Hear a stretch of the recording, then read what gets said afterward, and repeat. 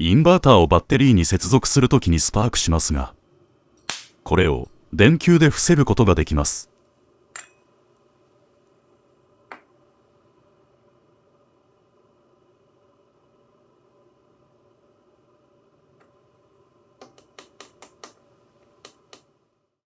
インバーターの中には電気を貯めるコンデンサという部品が入っています。これに電気が溜まっていない状態でバッテリーに接続すると、充電するためにたくさん電気が流れてバチッといきます。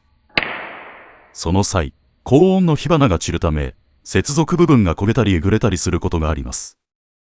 これを防ぐために、スパークを軽減させる機構が備わっているブレーカーをかませたり、スパークキラーという商品を使いますが、白熱灯を使えば、ゆっくりコンデンサを充電させることができるため、バチッとはなりません。インバーターによっては、数秒でまたコンデンサの電気がなくなるものもあるため、その度にこのような作業が必要になります。